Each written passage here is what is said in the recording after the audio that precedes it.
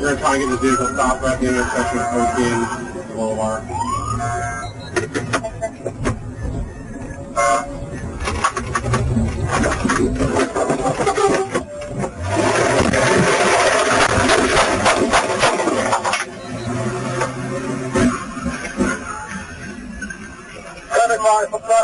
Shot fired.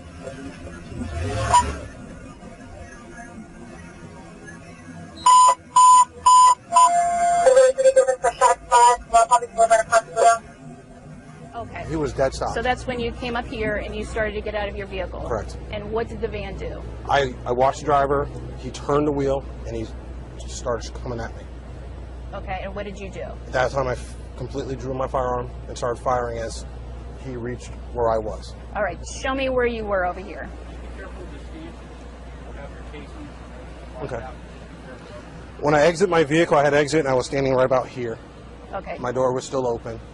The van came right at me. So was it pretty simultaneously as you're getting out of your car, he came at you? There was a couple seconds delay because I actually watched him. We made eye contact. He looked at me. Did you say anything to him? No, I don't remember if I did or not. Honestly, Okay. I don't remember. So you're getting out of your car, a couple seconds go by, and what happens with the van? It shot right at me. And what were you feeling? And I was in fear. Fear he was going to hit me. You felt like he was going to hit you? Yeah. So what did you do? I had pulled my firearm and started discharging it. Do you remember how many rounds you shot? At least 4. We're going to try and get the vehicle stopped right there in section 14 Boulevard.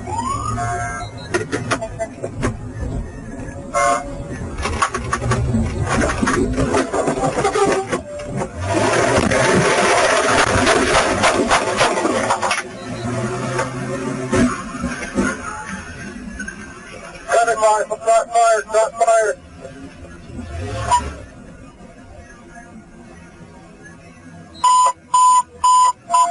Came right at me.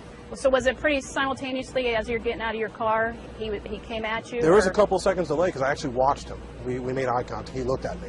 Did you say anything to him? No, I don't remember if I did or not. Honestly, I Okay. don't remember. So you're getting out of your car, a couple seconds go by, and what happens with the van? Completely drew my firearm and started firing as he reached where I was. All right, show me where you were over here. Be careful with the speed.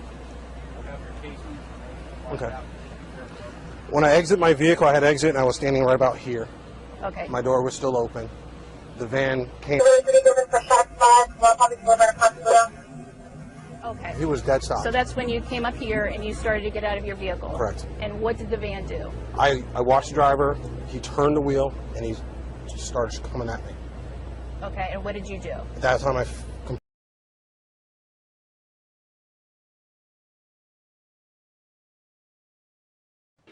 New at 6, new findings in our Line of Fire series. The Contact 5 investigators and the Palm Beach Post have teamed up for a hard look at how deputy-involved shootings have been investigated in Palm Beach County. And tonight, Contact 5 investigator Katie Legrone joins us with questions about just how independent the other office tasked with that role really is. Katie? The state attorney's office is the legal arm that determines if an officer who shoots should face criminal charges. We found cases in Palm Beach County that appear to show the state attorney backing deputies, even when the evidence doesn't. October 10, 2010. 911 emergency. I have a 17-year-old son with Down syndrome, has severe behavior problems. Seen in a white 98 Plymouth Voyager minivan. The vehicle was all over the roadway. Dashcam video shows Jeremy Hutton stopping at the intersection of Royal Palm Beach and Okeechobee Boulevard in the van he took from his mom. Palm Beach County Sheriff's Deputy Jason Frankie pulls around. Hutton clips his cruiser. The deputy shoots. Shots fired.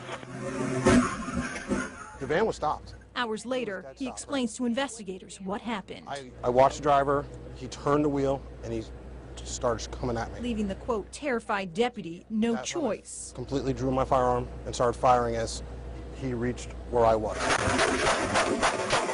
708 Okina Boulevard, shots fired. Both PBSO and the state attorney's office justified the shooting. And I was in fear.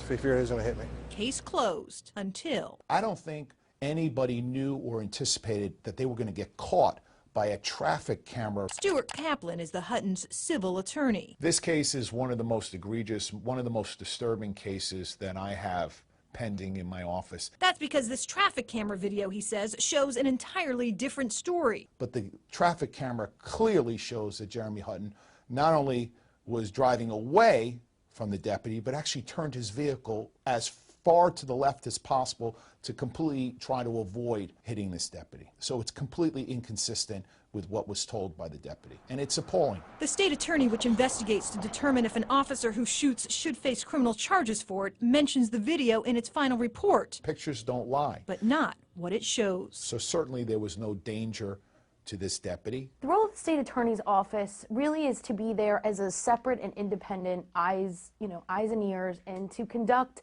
an investigation and make sure that they're the checks and balance. But former Assistant State Attorney Elizabeth Parker says that's not the way it always works. Really what they do is they just read the reports, they look at what the sheriff's office provides to them. It's a system built on relationships. Prosecutors work with deputies every single day. You can't have a contentious relationship and be productive as a prosecutor. Even in the rare case PBSO actually finds a deputy at fault, I don't have my hands up. we found the state attorney's office doesn't. Where'd you get shot? Right here in the forehead, right in the middle, right here. In 2007, Andy Jackson was shot in the head by a PBSO deputy who later admitted it was an accident. Oh yeah, I wake up every morning and say, thank you, Lord. I'm just glad to be here. While PBSO deemed the shooting a bad one, the state attorney at the time, Barry Krischer, took the case to a grand jury, who ultimately decided not to indict. Since 2000, the state attorney's office hasn't indicted a single deputy involved in a shooting. The night he was caught on video driving his mother's van, Jeremy Hutton was shot 3 times. He was shot in the head, he was shot in the shoulder, and he was shot in the arm. He lived. Now his attorney is working to prove what the deputy did was all wrong, and the system designed to hold officers accountable here is broken. In this particular case, there was absolutely nothing done on the state attorney's side other than to gather all of the information that was provided to them by the very office who has now cleared this deputy. So to me, that's a rubber stamp. State Attorney Dave Ehrenberg and former state attorneys Michael McAuliffe and Barry Krischer would not comment for the story. Krischer has been a contracted employee for the sheriff's office. Our partners in this joint investigation at the Palm Beach Post have more about the relationships and cases involving the state attorney's office and PBSO. Go to mypalmbeachpost.com/WPTV. I'm Katie LeGrone, WPTV News Channel 5.